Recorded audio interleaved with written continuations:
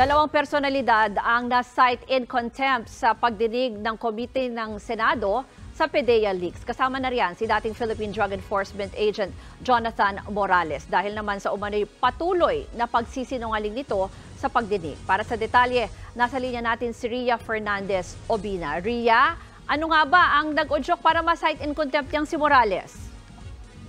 Ruth, walang saysay at polluted source. Ganyan inilarawan ni Senador Jinggoy Estrada si dating PDEA agent Jonathan Morales matapos niya itong cite in contempt.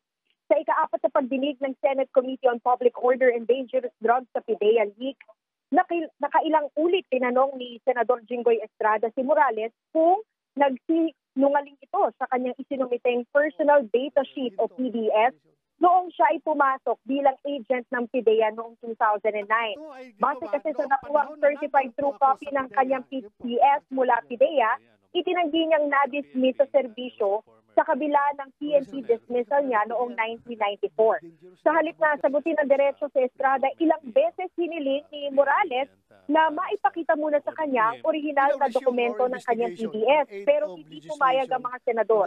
Hindi niya rin daw alam kung sulat kamay niya ang mga nakasaad sa kanyang PDS. Makalipas ang ilang minuto, hininga ng pirma ni Estrada si Morales at nang ikumpara, makikitang iba ito sa pirma ni Morales sa kanyang PDS. Nang isisain pa ng senador, inamin na niya na lumang pirma niya nga ang nasa kinokwestyong PDS ni Estrada. Nang mapuno na si Senador Estrada sa umano'y pagsisinungaling ni Morales, dito na siya gumawa ng motion para i-cite in contempt ang dating PDEA agent. Ruth, bukod kay Morales, cited in contempt din ang isa pa sa mga dawit sa PDEA leaks na si Eric Picoy Santiago na dating taga-National Police Commission o NAPOLCOM dahil din sa umano'y pagsisinungaling.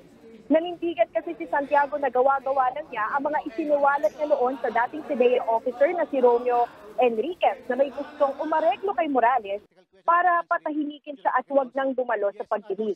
Bago ito humarap din sa Senado ang sinabki ng dating Executive Secretary na si Attorney Paquito Ochoa Jr. at itinanggi niyang nakita niya ang dokumentong nagdedetalye sa dapat sanay surveillance kina Pangulong Bongbong Marcos, actress na si Maricel Soriano at iba pang personalidad noong 2012. Itinanggi niya ring may utos siyang huwag ituloy ang nasabing operasyon. Iginiit din ni Ochoa na hindi niya kilala si Morales at wala siyang ideya kung bakit siya idinawit sa sinasabing naudlot na operasyon. Ruth? Ria, sa puntong ito ba may nakapila pang susunod na hearing o mga resource person na isasalang pa? Ruth, balak pang magsagawa ng isa pang pagdinig ni Senador Bato de la Rosa. Yan ay para naman marinig ang pahayag ng nadadawit na negosyanteng si James Pumar. Hindi kasi nakadalo si James Pumar dahil na-stroke siya. Ruth? Maraming salamat, Ria Fernandez.